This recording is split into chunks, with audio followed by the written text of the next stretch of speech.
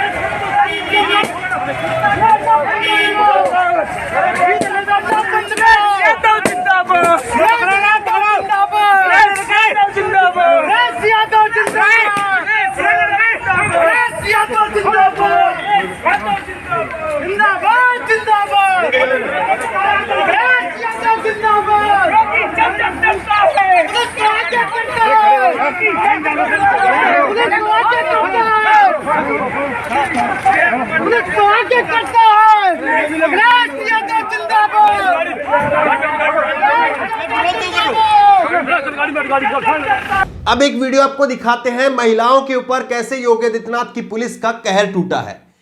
प्रियंका गांधी कांग्रेस की नेता है, उन्होंने ट्वीट किया है, मुख्यमंत्री जी, उत्तर प्रदेश की आशा बहनों ने कोरोना के दौरान व अन्य मौकों पर पूरी लगन से अपनी सेवाएं दी। वे आज अपनी जायज मांगों को लेकर के आपके पास आई थी, उनको पीटना सरासर गलत है। मेरी आशा बहनों की मेहनत का अपमान मत कीजिए। और आप वीडियो देखिए किस बर्बरता के साथ में योगी आदित्यनाथ की पुलिस ने महिलाओं के ऊपर लाठियां भाजने का काम किया है। वाकई ये दुखद है। वो आशा बहनें जो कि 5-5 हजार रुपए में, 3-3 हजार रुपए में काम कर रही है, महीने महीने से उनकी तनख्वाहें नहीं मिली हैं, वो अपनी तनख्वाहें मांगने के लिए पहुंच गई थी। और कोरोना के समय पर लोग जब घरों में दुबके हुए थे, आप और हम अपने घरों में थे, वो तब काम कर रही थी और उनको पीटना, ये क्या सही है? वीडियो आप देखिए।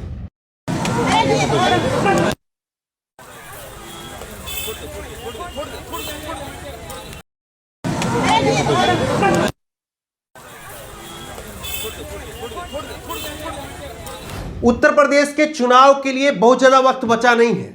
अब उत्तर प्रदेश के चुनाव में महज कुछ महीने के वक्त बाकी है और ऐसे में योगी आदित्यनाथ की सरकार का अगर आकलन देखा जाए, सरकार के लिए कितनी लोकप्रियता है, योगी के लिए, लोगों के लिए कितनी लोकप्रियता है, इसके लिए एक पैमाना आपको दिखाते हैं। ये खबर हम आपको पहले दिखा चुके हैं, लेकिन इस खबर में अब हम आपको समझाने की कोशिश करेंगे कि उत्तर प्रदेश में आखिरकार चल क्या रहा है और कौन से ऐसे मुद्दे हैं जो उत्तर प्रदेश में इस बार हावी रहेंगे और वो मुद्दे योगी आदित्यनाथ की सरकार को लाने का या पलटने का काम करेंगे, वो आप समझने की कोशिश कीजिए। ये खबर आप देखिए, भास्कर की खबर है, अभी हाल की खबर है। और अभी ये खबर जो है वो इसमें योगी नरेंद्र मोदी जी की रैली होनी, उसके लिए खबर है। वारे सरकार पीएम की सभा के लिए 2 लाख की भीड़ जुटाने के लिए सरकार देगी 2000 बसें। नरेंद्र मोदी जी की रैली होनी है, उस रैली के लिए 2 लाख लोगों की भीड़ इकट्ठा करने के लिए योगी आदित्यनाथ की सरकार ने सरकारी खजाने से 2000 बसें लगा दी।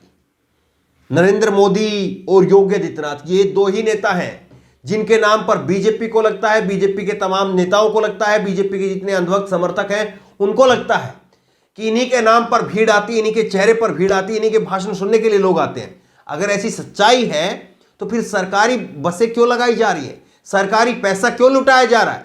बड़ा वाजिब सवाल है। अब देखिए, कुछ एक मुद्दे ऐसे हैं जो इस बार ना चाहते हुए भी योगी आदित्यनाथ के लिए बड़ा मुश्किल खड़ी करने वाले हैं। और योगी आदित्यनाथ भी इस बात को समझ रहे हैं कि इस बार का चुनाव जो है वो अगर मुद्दों पर अगर हो गया तो फिर ऐसे में उनकी हालत बेहद खस्ता हो जाएगी, और इसीलिए वो अपने ट्रैक पर ले जाने की कोशिश कर रहे हैं चुनाव को। ये खबर आप देखिए, पहले प्रदेश का पैसा कब्रिस्तान पर खर्च होता था, आज मंदिरों के पुनर्निर्माण पर खर्च हो रहा है। जिनको कब्रिस्तान प्यारा था वो जनता का पैसा वहां लगाते थे। ये कब्रिस्तान और मंदिर, हिंदू और मुसलमान, हिंदुस्तान पाकिस्तान, ये आए नहीं और चुनाव हो जाए, ऐसा तो संभव है ही नहीं। अब ये कह रहे हैं कि कब्रिस्तान पर जो पैसा लगता था वो मंदिरों के पुनर्निर्माण में लग रहा है। तो ये ट्रैक पर अपना लाने की कोशिश कर रहे हैं, लेकिन इसकी वजह क्या है? वजह आप देखिए, बीते 8 साल में भारत में तेजी से बढ़े गरीब, 2020 में 7 करोड़ 60 लाख का इजाफा, रिपोर्ट में दावा। पूरे भारतवर्ष में 7 करोड़ 60 लाख, करीब 8 करोड़ लोग आप मान करके चलिए, और ये सरकारी आंकड़े, जो सरकारी आंकड़ों में दर्ज हो गए वो गरीब हैं। जो बाकी और गरीब हैं, जो मिडिल क्लास है, उनकी नौकरी चली गई है। और ऐसे में उत्तर प्रदेश देश का सबसे बड़ा राज्य है, जाहिर तौर पर सबसे ज्यादा बेरोजगारी, सबसे ज्यादा गरीबी वहीं पर है। तो वहां पर ये गरीबी, ये महंगाई कितना असर डाल रही है। ये मुद्दे ऐसे हैं जो लोगों के मुद्दे हैं, जिनसे लोगों के पर फर्क पड़ रहा है, जो लोगों को डायरेक्ट हिट कर रहे हैं, जिनसे लोगों को डायरेक्ट नुकसान हो रहा है। और इसीलिए जो है वो मंदिर, कब्रिस्तान, शमशान, उसकी बात हो रही है। दरअसल चुनाव की ये मुद्दे होने चाहिए, लेकिन इन मुद्दों की बजाय चुनाव को देखें कहां पर जो है वो घुमा करके ले जाया जा रहा है, और किस तरह से एक ध्रुवीकरण करने की साफ साफ तौर पर कोशिश हो रही है। अब सवाल ये है कि जिस तरह से योगी आदित्यनाथ की सरकार के खिलाफ अखिलेश यादव चुनाव लड़ रहे हैं, अभी धीरे धीरे चुनाव खुलना बाकी है, अभी चुनाव पूरा खुला नहीं है। अखिलेश यादव चुनाव लड़ रहे हैं, अखिलेश यादव के साथ में प्रियंका गांधी भी जोर शोर से उत्तर प्रदेश में अपनी हाजिरी लगा रही है। अब ये चुनाव, इस चुनाव में जनता, इस चुनाव में बीजेपी, इस चुनाव में मुद्दे, ये अहम है कि किस तरफ जाएंगे।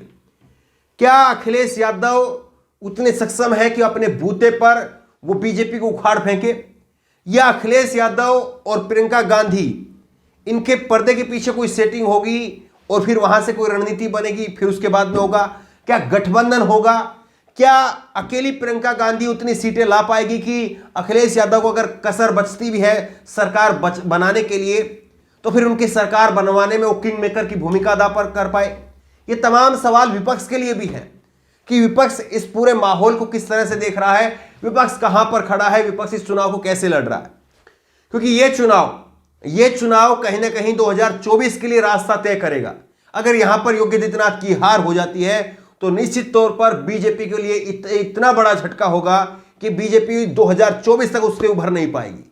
और अगर यहां पर वही प्रचंड बहुमत के साथ में बीजेपी की सरकार बन जाती है तो निश्चित तौर पर आप ये मान करके चलिए कि फिर विपक्ष के लिए 2024 की जो राह है वो भी कठिन हो जाएगी। इसमें देखिए अगर मगर किंतु परंतु वाली कोई बात नहीं है, ग्राउंड रियलिटी यही है। अब मुद्दे बहुत सारे हैं, सरकार के खिलाफ कितने ऐसे मामले हैं जिनको लेकर के सरकार को घेरा जा सकता है। अब सवाल यही है कि मीडिया से तो आप उम्मीद करिए मत, सोशल मीडिया पर जो लोग काम कर रहे हैं वो काम कर रहे हैं, लेकिन इन पार्टी के कार्यकर्ता, जो बड़ी पार्टियां हैं, उन पार्टी को कार्यकर्ता जमीन लेवल पर कितना काम करेंगे, असली चुनाव में वही असर डालेगा। और जिस तरह से यहां पर प्रियंका गांधी, अखिलेश यादव वो लगातार डट करके मुकाबला यहां पर कर रहे हैं, जिस तरह से अखिलेश यादव के कार्यकर्ता टूट करके पड़ रहे हैं, तो एक संकेत जरूर है कि ऐसा नहीं है कि उत्तर प्रदेश का चुनाव साफ हो चुका है, उत्तर प्रदेश का चुनाव एक तरफा है। उत्तर प्रदेश का चुनाव पूरी तरह से खुला हुआ है। किसके पक्ष में जाएगा, किस तरह से जाएगा, कैसे जाएगा, वो तो वक्त बताएगा। लेकिन योगी आदित्यनाथ के लिए इस बार राह जो है वो बड़ी कठिन है, क्योंकि अंदर खाने भी बड़ी पटखनी की खबरें आ रही है। अंदर खाने भी कई विधायक जो है वो नाराज हैं। पहले हम आपको खबरें दिखा चुके हैं, करीब 100-150 विधायक जो हैं वो नाराज हैं। 100-150 के विधायक के आसपास टिकट कट सकते हैं। तो तमाम सारे मुद्दे हैं, और उस बीच में जिस तरह से विपक्ष के नेताओं का ये सामने आना, ये अपने आप में उत्तर प्रदेश की राजनीति में खासी दिलचस्पी रखने वाले जो लोग हैं वो इस बात को कह रहे हैं कि इस बार योगी आदित्यनाथ मुश्किल में जरूर है। विपक्ष उनको कितना और मुश्किल में डाल सकता है ये वक्त बताएगा। बहरहाल इस वीडियो को शेयर करिए ताकि लोगों को सच्चाई का पता चल सके, विपक्ष कहां पर है, सरकार कहां पर है, मुद्दे कहां पर है, कौन से मुद्दे हैं, ये सारी चीजें लोगों को पता चल सके। इस खबर को लेकर, इस वीडियो को लेकर आपकी जो भी राय हो नीचे कमेंट बॉक्स में अपनी राय जरूर दें और इसी तरह की तमाम खबरों के लिए ऑनलाइन न्यूज़ इंडेक्स सब्सक्राइब करें, साथ में जो बेल आइकन है घंटी उसको जरूर दबाएं ताकि जैसे वीडियो अपलोड करें उसकी नोटिफिकेशन आपको तुरंत मिल सके। धन्यवाद। चैनल को सब्सक्राइब करें और घंटी जरूर दबाएं।